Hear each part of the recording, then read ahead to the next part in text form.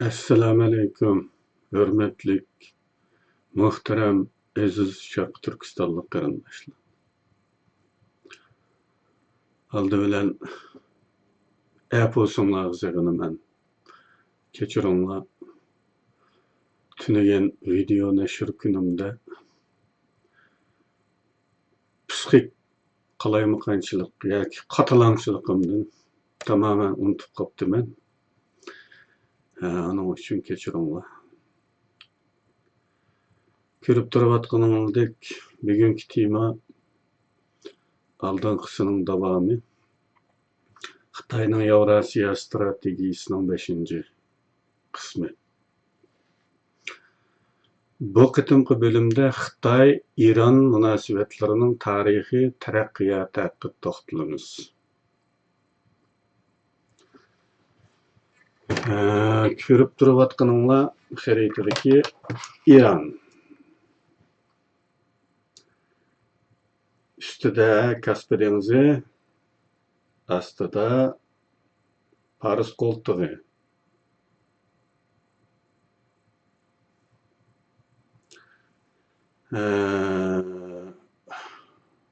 Bu Basra, Iroqning Paris qo'ltig'iga tutashgan yeri. Bu yerda Turkiya. Azerbaycan ve Armeniyani ko'ryapsizlar. Bu tarafda Pokiston, Afg'oniston.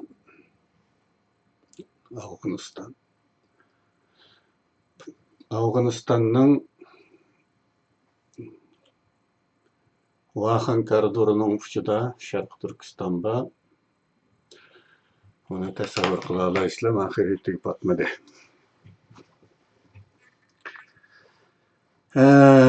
Manju imperiyasining qulluqidan qutulgan Xitoy Cumhuriyetini tunji bo'lib tonigan G'arbiy Osiyo davlati İran bo'lgan edi. Xitoylar Manju imperiyasining qulluqidan qachon qutulgan? Shanxay inqilobida.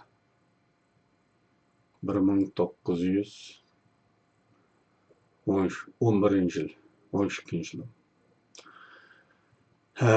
İran yani bu Sun Yat-sen başçılığında kurulgan yeni Xitoy Cumhuriyetini 1922 yılda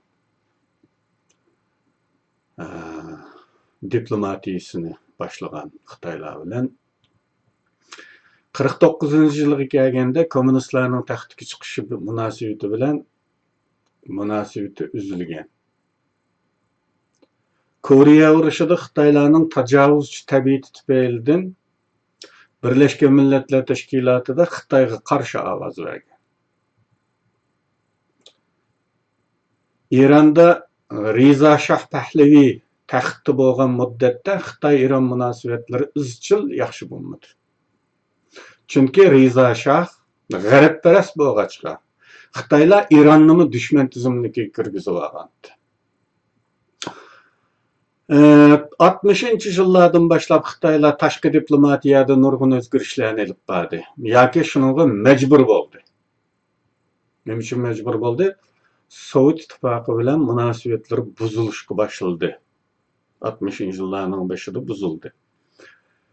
Bo'libmi Sovet ittifoqi bilan bo'lgan do'stlikning buzilishi texmi yomoni 1968-yili Ussuri daryosidagi Jinbaodav krizisi bilan rasmiy qurolliq surkilishga kirgan Xitoy Sovet ittifoqining dushmanligi falakka yetgan bir vaziyat orqasida kommunist hokimiyat qurilgandan beri birinchi numurliq dushman deb qaralib kelgan Amerika o'rnini Sovet ittifoqi oldi. Xitoylar mushu davrdan boshlab 3-dunyo siyosatini o'tirib qo'yib, Osiyo, Afrikadagi nomrod, ojiz davlatlardan do'st topishga urinishni boshladi. Bu davrning boshlarida 1972-yilda Amerika Cumhur Raisi Nixon Xitoyni ziyorat qilish bilan Amerika-Xitoy munosabatlari normallashdi.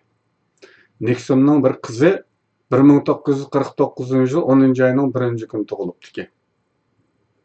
O o'zining tug'ilgan kuni bilan o'xshash bir kunda dunyoga kelgan Xitoy Kommunist Jumhuriyatini cho'ng bo'lganda ziyorat qilishga niyat qilibdi.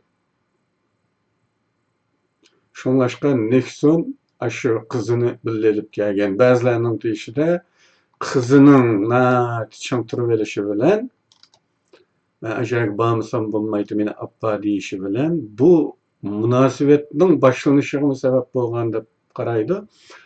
Ammo bu o kadar reallikka uyg'un bo'lmasi kerak.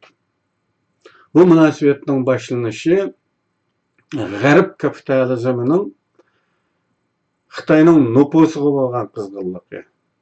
Ya'ni ularni cho'ng bir iste'mol bozori deb qaraganligidan ochko'zlik sabab bo'lgan deb qarasak texmi to'g'ri bo'lgan bo'ladi.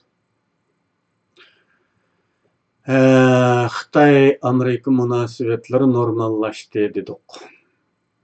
Birlashgan Millatlar Tashkilotidan Tayvan chiqarilib, Xitoy kirgizildi.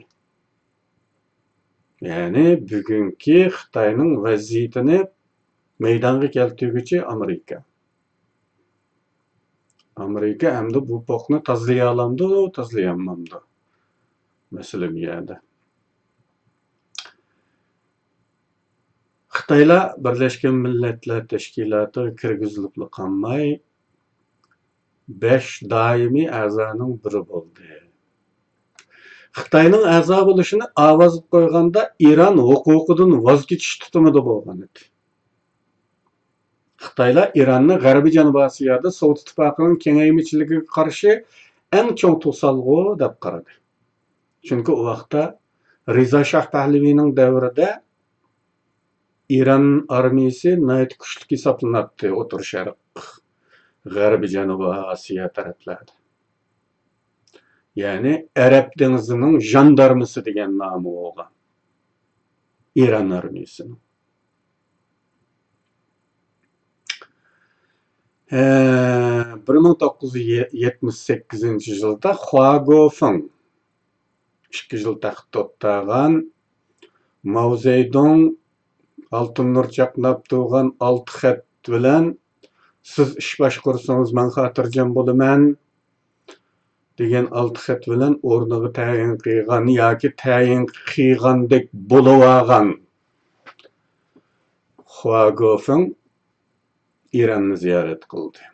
Çünkü bu devletin energiya zapsi Xitoylarning ishtahasini ochmoqda. Hua'ning ziyaratiga İran xalqi illiq qaramadi. Bu ziyorat Rizo Shahning taxtdan tushish arifsidagi eng oxirgi chet el liderlarining ziyorati hisoblanadi. 1979 yilida rayonda cho'ng voqealar yuz berdi. Sovet ittifoqi Afg'onistonga tajovuz qildi. İran'da İslam inqilobi g'alaba qilgandek hisobda Hümeyni taxtga chiqdi. Bu İslam inqilobi deyishimizning hisobda deb qilishimizning sababi bu qo'shtirnoqning ichidan İslam inqilobi deyishkimi bo'lmaydi.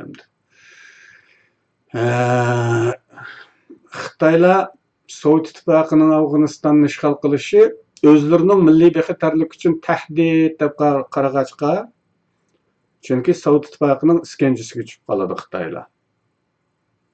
Taki Koreyaning g'arbiy shimol burjigidan Vladivostok joylashgan nuqtadan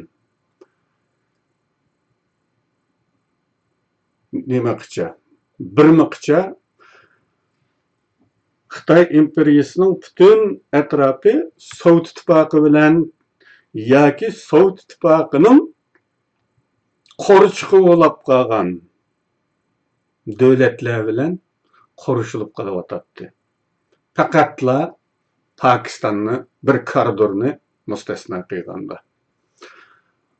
Bu qorishov halqasining G'arb tarafdagi bu kichkina kamtik yerini to'liqlash uchun Afg'onistonga tajovuz qilyapti. issiq dengizlarga uluş üçün. Afganistan dengizga tutashmaydi.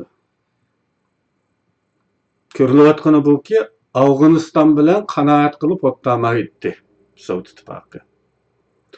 Pokistondami shu vaqtda yoshirin taraqqiy qildirilgan kommunistlar 500 mingga yetgan. Ya'ni ichki jihatdan moslashadigan kuch hozirlangan Pokistonda. Gilgitda bir binoning ustiga qizil bayroq qadalgan bir kechada. Demakki, Afganistondan keyin navbat Pokistonga keladi. Buningdan Xitoylar sarosimaga tushdi. Chunki taki Afganistonga kelguncha Shimoliy Koreyaning bulungidan Afganistonga kelguncha butunlay Sovet ittifoqining qo'rshovida. O'tirdi bir Mongoliya va Mongoliya Sovet ittifoqining qo'rchiqi. Endi Afganiston va Pokistonni hisobga olmaganda Hindiston Sovet ittifoqining ittifoqdoshi. Taki bir miqcha. Uningdan boshqa Vyetnammi Sovet ittifoqining ittifoqdoshi. Bunda bir qorshov Xitoylarni sarosimaga soldi.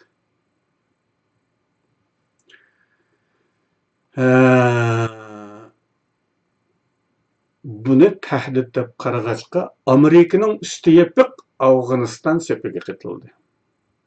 Afg'oniston sepini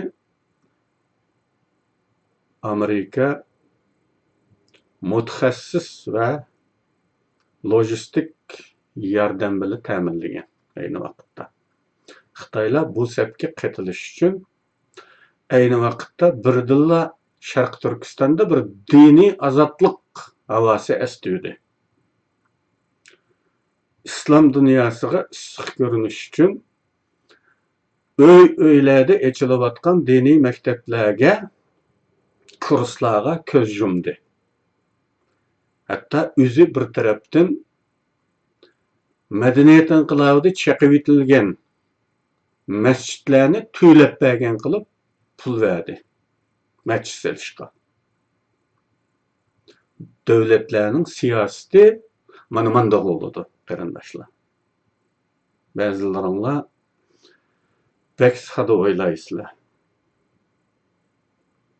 Talada İslam dünyasıga issiq ko'rinish Afg'oniston sepida Sovet ittifoqiga qarshi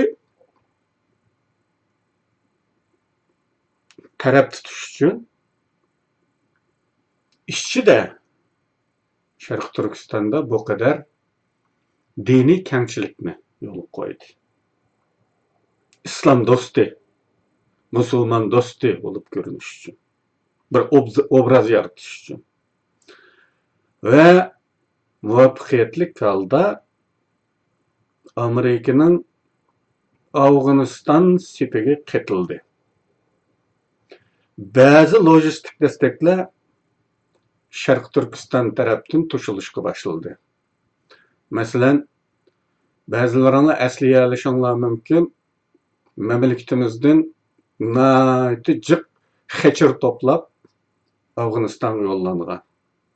Afg'onistonning tog' yo'llarida mashina yurolmaydigan yerlarda partizanlar uchun transport quroli qilish uchun xechir yo'tkigan. Buni biz obdan bilamiz. Ondan başqa Qashqa Yangi shahar nahisdiki tarixiy harbiy aeroportdan Amerikaning tikucharlari Xitoylar tarafidan to'plangan yordamni elib Afg'onistonga chiqqan. Amerika aeroplani Sharq Turkistonga berib, Afg'onistonga yordam to'shigan. Qarindoshlar. Mana shu chaqda 200 nafarga yaqin Uyg'ur yosh Afg'oniston partizanlari degan ataq bilan bu to'pga qo'shib etilish uchun Pakistonda tarbiyalangan. Til, pochta tili va harbiy ta'lim tarbiya bo'yicha. Shundaqla shunchalik sonda Pakiston va Afg'onistondan to'plangan pochta partizanlari bizning Qog'liq noyisining ma'lum tog'liq bölgüsida tarbiyalangan. Buni bilish uchun qarindoshlar bir amerikalik yozgan Fitna urushlari degan kitobga shuningga murojaat qilsanglar, shuningdagi Deng Xiaoping degan bobda bizga aloqador mazmunlar yozilgan. Fitna urushlari. İngilizcesi Unholy Wars. Yani muqaddas bo'lmagan urush. Yani jihad emas urush degan gap. Jihad bo'lmagan urushlarni bu islom dini atalg'i bo'yicha fitna urushlari deydi. Fitna. Maqsadi parlaq bo'lmagan urush.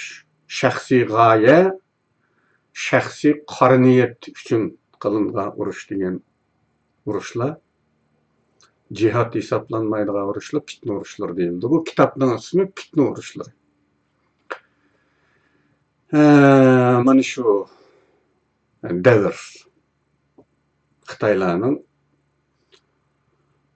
Amerika sipida Afg'oniston partizanlariga yordam bergan davr. Xitoylar Iranning yangi sistemaga qiziqmoqda edi. Yani Hümeyni'nin İslami sistem atalgan sistemaga. İran Sovet İttifaqı bilan eg'iz burun yarlashib, qo'ltiq rayonida nupus sohasi quramdi yoki Sovetga qarshi safda o'rin olamdi. Buni diqqat qilyapti Xitoy. Hümeyni Reza Shah bilan munosabati yaxshi bo'lgan davlatlarga so'g'uq tutumda bo'ldi. Munosabatni tuvan saviyada tutdi. Xitoylarning kommunist bo'lganligi va Amerika bilan bo'lgan munosabatlar tufayli so'g'uq munosabatdagi davlatlar tizimligida tutdi. Ammo Xitoylar İran bilan yaqinlashishga munosabat qurishga tirishdi. 79-yildagi İran satchiligida Amerika elchixonasining hujumga uchrashi va Amerika diplomatlarining rehin elinishi voqeasida Birleşken Milletler Teşkilatı'daki İran'a embargo qo'yish masalasini ovozga qo'yganda Xitoylar huquqidan voz kechish yo'l tutdi. İran'a yaqinlashyapti. 1980-yili sentyabrda boshlangan İran-Iroq urushida Xitoylar İranning eng muhim qurol ta'minotchisi bo'lib qoldi. Butkul urush davomida Xitoylar İranga qurol ta'min etdi. Shuning bilan Xitoy-İran arasida strategik hamkorlik boshlandi. 80-yil. Bu do'stlikning mevasi sifatida keyinchi Xitoylar İrandan energiyaga erishdi. Xitoylar İran-Iroq urushi jarayonida tinchlikchi chumpardisini tashlamadi. Bir tarafdan qurol ta'min etdi, yana bir tarafdan tinchlik chumpardisi bilan masalani diplomatik yo'lda usulda hal qilishni tashabbus qilayotgan bo'lib oldi. Urush oxirlashtirishga tarafdor ko'rinish ifodalandi. Her ikki davlatning hay'atlariga sohibxonlik qilib, urush to'xtatish tirishchanligida bo'lgan bo'ldi. Xitoyning İranga bergan qurollari shular.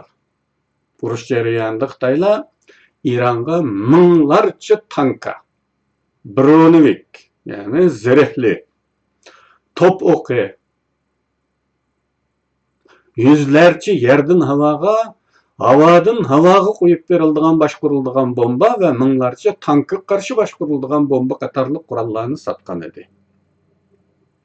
Bundan boshqa eng muhim qurollardan farqutlarga qarshi qo'llanadigan HY-2 Silkworm, yani jipek kurti namlı başkurulduğan bombalardı.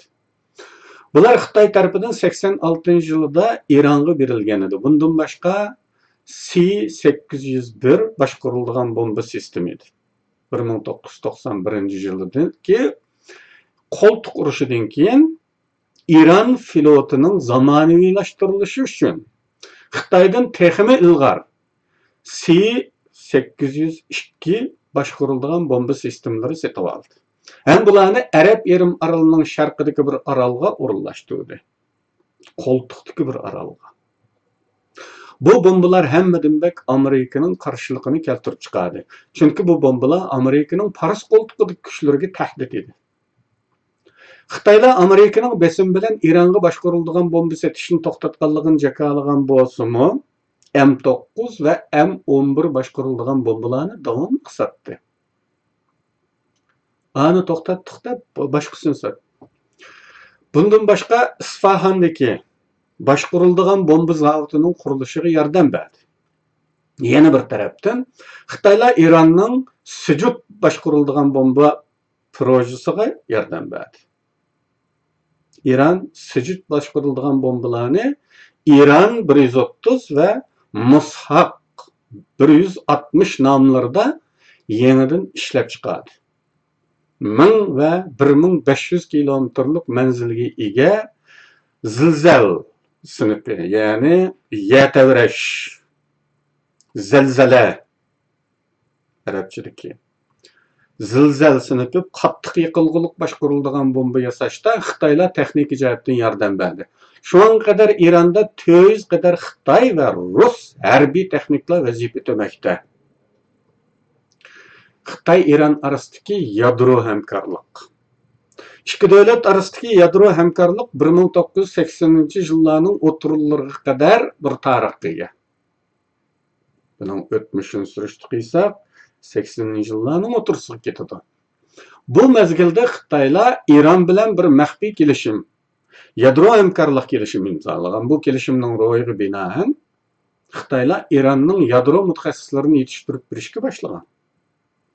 İsfahanda bir yadro tadqiqot markazi qurishga yordam bergan. Shundaqla Xalqaro atom energiyasi tashkilotining prinsiplariga uyg'un bir tadqiqot reaktori berish haqida kelishgan. Bu ko'rinishlar bilan amaliyot orasida xili farqlarning borligini, amaliyotda Xitoylar İran'a yadro qurollari ishlab chiqarishni niyat qilgan yordamlarni berayotganligini taxmin qilgan g'arb kuzatuvchilarmi yo'q emas.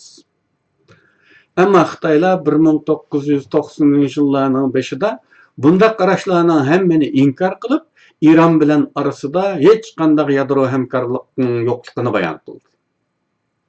91 yilga kelganda ikki davlat o'rtaq bir ifoda bilan Xitoyning İran'a 20 megawattlik tadqiqot maqsadli bir reaktor berdiganligini oshkor qildi. 92 yilga kelganda Xitoy-İran yadro hamkorlik kelishimi imzolandi. Xitay İran'a 300 megawattlik bir reaktor temin etish niyatida ekanligini bildirdi. Ve bu reaktorning 10 yil ichida tamomlanishi mo'ljallandı. Bununla Amerika qarshi chiqdi. 95 yılı oktabrda Nyu-Yorkda etishni o'ylashgan Xitay Amerika yuqori darajaliklar uchrashushining asosli kun tartibi Tayvan masalasi edi. Clinton Xitoylardan İran'a berdigan yadro dastikini to'xtatishni oldingi shart qildi. Xitay üçün bütün diplomatiyaning markaziga qo'yilib kelayotgan Tayvan masalasi bekmi muhim bo'lganligi uchun Amerikaning shartini darhol qabul qildi va Xitoy tashqi ishlar ministri 300 megawattlik reaktor setishini amaldan qoldirganligini jakoladi. Lekin İran g'arb qarshisida o'zining yolg'iz emasligini bildirish ehtiyoji bo'lg'achqa kelishimning amaldan qolganligini yolg'onga chiqardi va hamkorlik davom qilayotganligini bayon qildi. Xitoylar bo'lsa davomli inkor qildi. Bu kelishimning amaldan qoldirilishida yana 85 yili Xitoy Amerika orasida imzolangan yadro hamkorlik kelishimi sabab bo'ldi. Xitoy bilan Amerika orasida imzolangan yadro hamkorlik kelishimi esonlarda olsun. Bu kelishimga ko'ra Amerika Xitoyga yadro texnikasi va aslaha setishga icazet beretti. İran sebeplik Amerika bu kelishimni to'xtatib qo'ydiganligini ima qildi va Xitoylarni degayaga keltirdi. Bundan başqa Amerika İranning uran cheklash zavodining qurilishiga yordam berayotgan Xitoylarni yordam kelishimini amaldan qoldirishga qistadi. Xitoylarmi Amerika tashqi ishlar ministrligiga maxfiy xat yo'llab İranning uran cheklash qurilishlariga hech qanday yordam bermaydiganligi haqida kafolat berdi. Strategik hamkorliklar. 2000-yılı iyunda İran Cumhur Reisi Xatami Xitoyga ziyoratga bordi.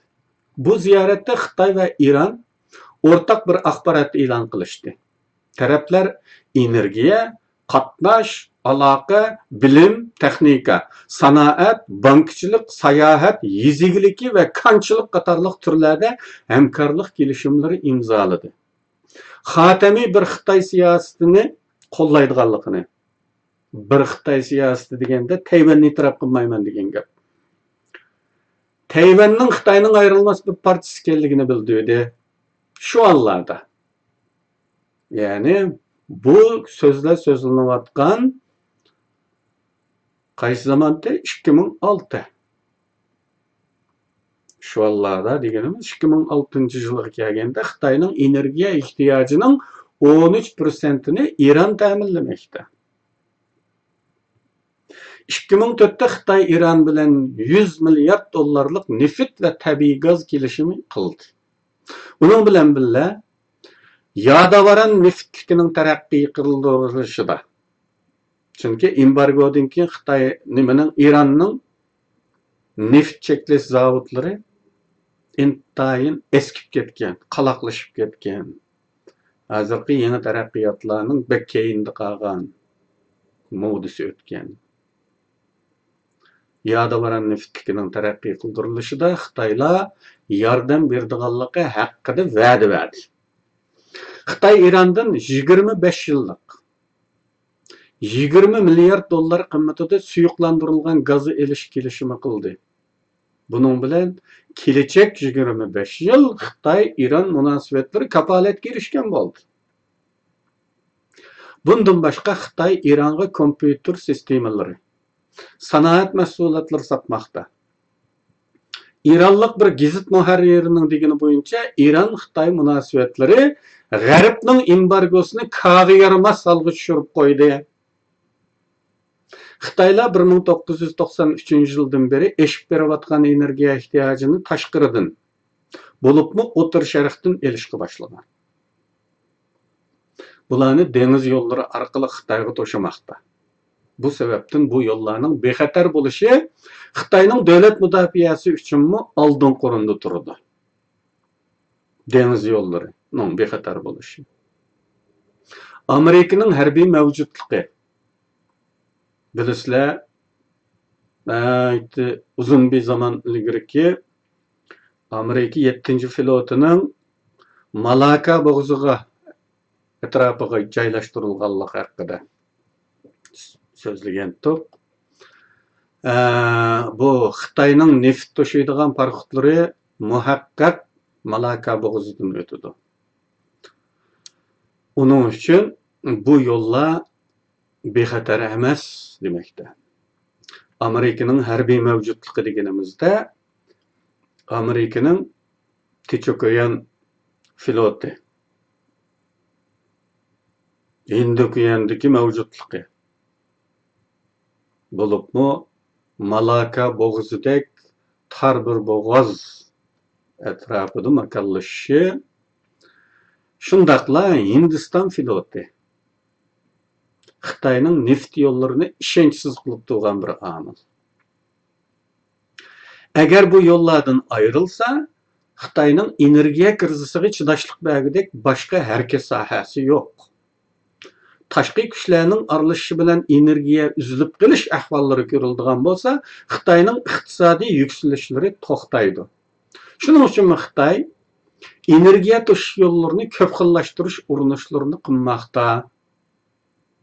Xitoy-Pokiston munosabatlarini so'zlagan vaqtimizda deb o'tdik, bu esingizda bo'lsa kerak.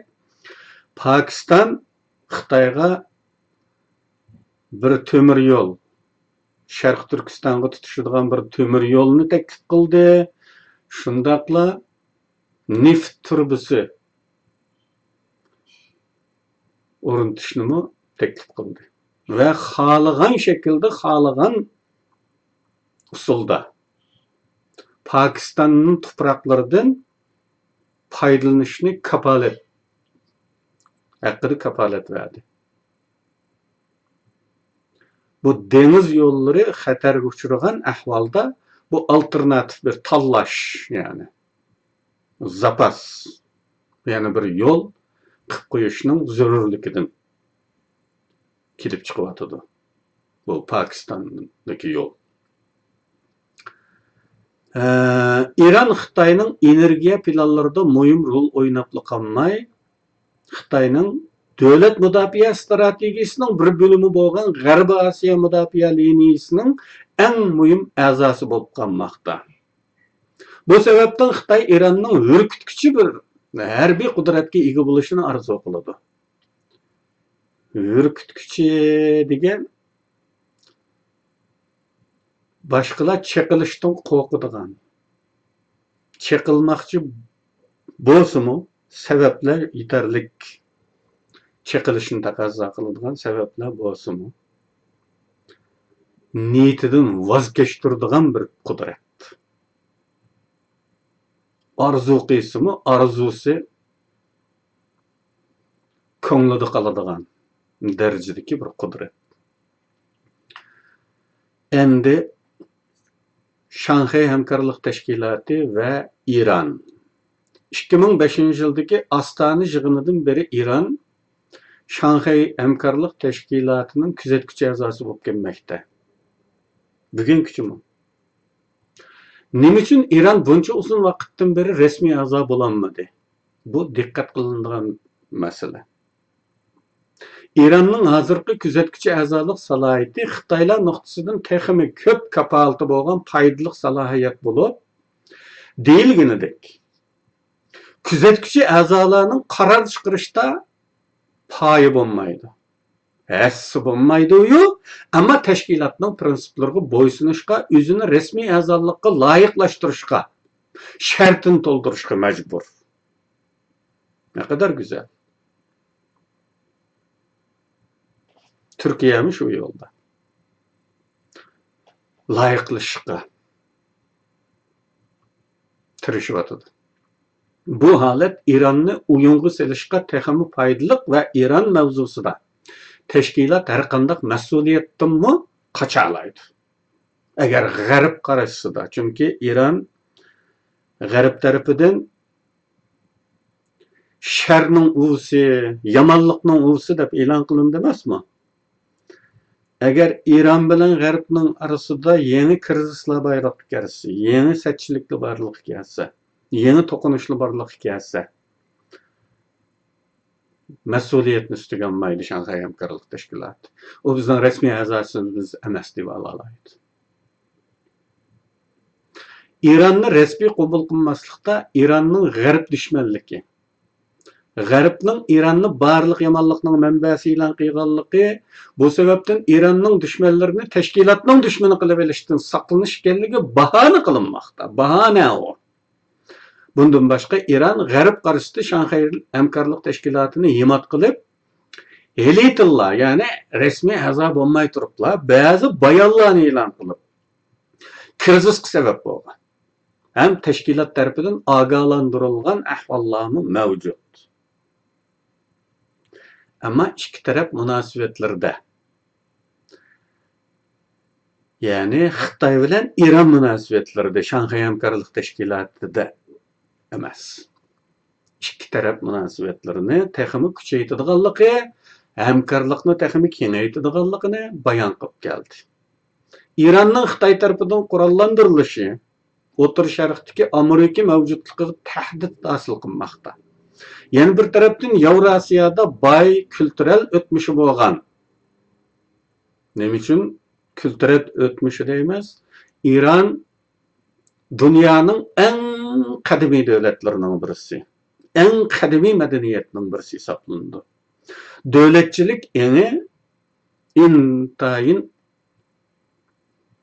uzun bir tarihkiga İran'ın. O İskender Zulkarneyn'in İskender Makedonski'nin zamanında mu evvel hatta imperiyalarını kurgan ta ki Otur Dengizgacha istila qilgan Mısırgacha istila qilgan tarihlari bo'lgan bir davlat.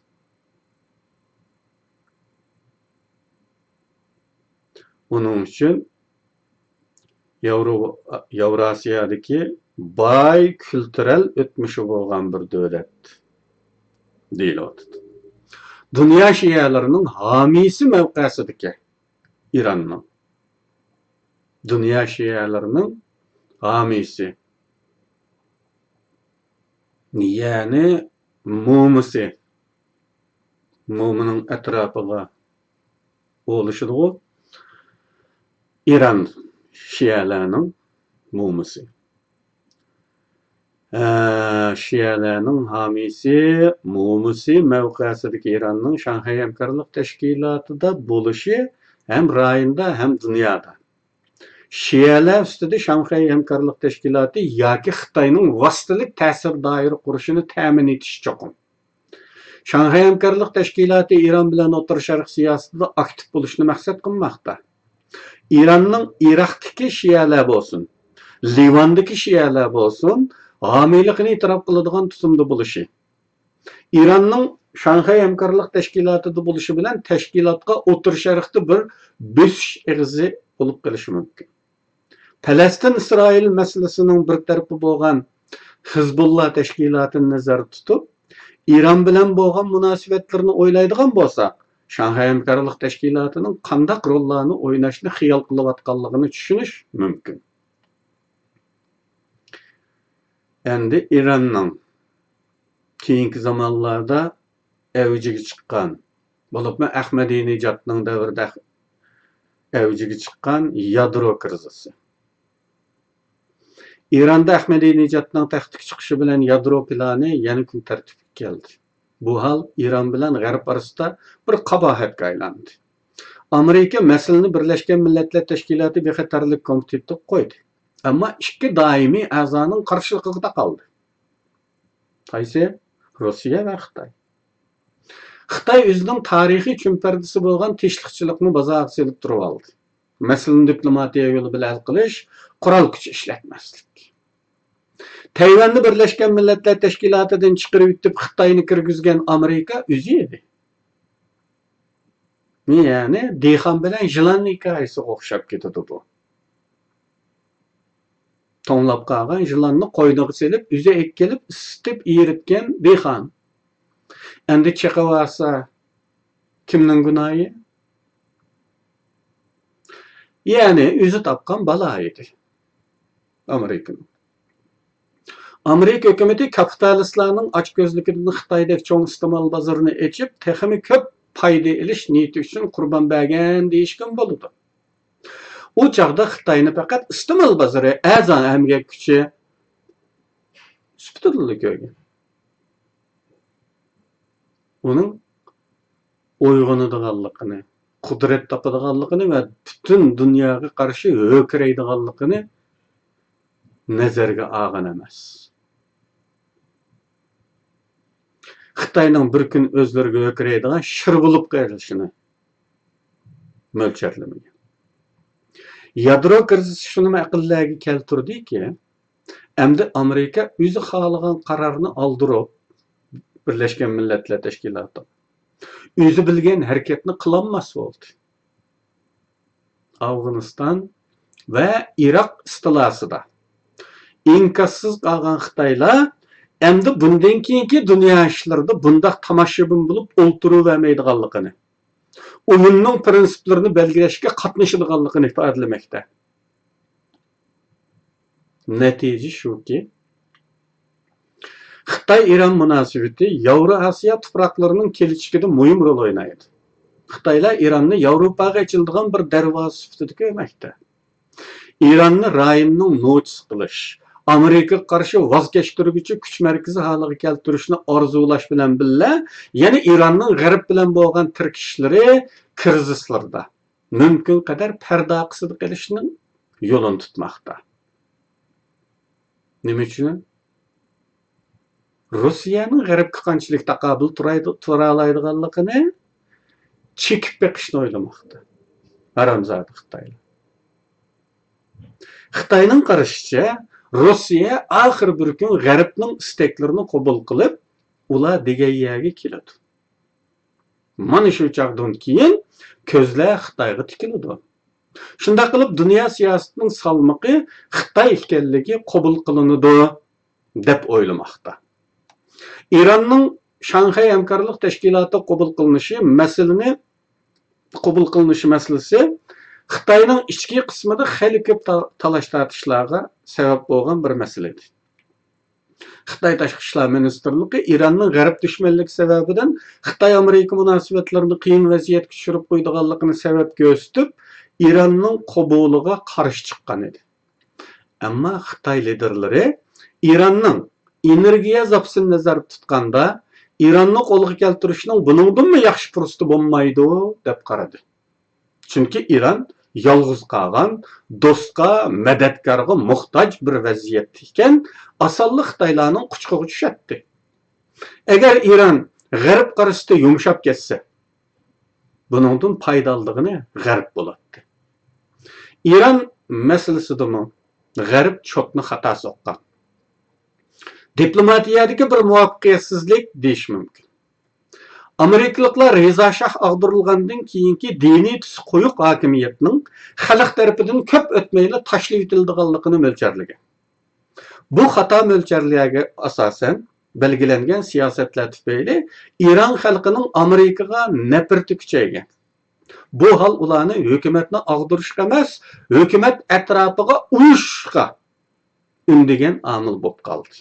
Natijada Amerika İran xalqini uttirib qo'ydi.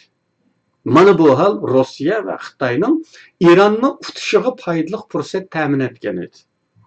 Iroq va Afg'oniston patqiqligiga olgan Amerika İran masalasida Rossiya va Xitoyni qarshi ko'rgandan keyin birdilla padini yo'tkab, İran bilan bevosita ko'rishib masalani hal qilish yo'lini tutgan edi. Kishilar bu holdan İranning Rossiya va Xitoyni tashlab, Amerika bilan strategik o'rtoqlik qurib, rayonda o'z siyosatini yurgizish yo'lini tanlaydi. Neft kartiga tayinib, Amerikaning yurishi bilan rayon zo'migiri bo'lish ehtimoli bor deb qarashgan edi. Ammo bugungacha bundaq bir natija ko'rilgani yo'q. İran hala Shanxay hamkorlik tashkiloti yoki Xitoy patqiqib ketishni davom qilmoqda. Bir tarafdan rasmiy a'zolikqa qabul qilishlari uchun tashkilotga besim ishlatsa, bir tarafdan kuzatuvchi salohiyatini nihoyatda cho'ng shiltib, oz bo'lsin ko'p kitob degandek. O'zining kuchlikligi yoki kuchlik aqtiriki bog'liq bishoratlari bilan dushmanlarini niyatlaridan voz kechtirishda unumli foydalanmoqda. Bu bo'lsa Shanxay hamkorlik tashkiloti uchun ba'zi satchiliklarni keltirib chiqarg'achqa, buningga qarata Xitoy tashqi ishlar ministrligi yoki Shanxay hamkorlik tashkiloti nomidan ogohlantirish berilmoqda. Bugun qichi kelayotgan Xitoy-İran munosabatlari mana shunda. Hammanglarga rahmat qarindoshlar. Yana bir qitim uzr so'rayman. Tunigan nashr qilinmadi bugun nashr qilganim uchun. Hammanglarni Allohga topshirdim. Alloh hamma niyat qilgan ishlaringlarni muvaffaq qilsin. Alloh Sharq Turkiston xalqiga yordam, Xitoylarga bir zolimni musallat qilsin. Rahmat.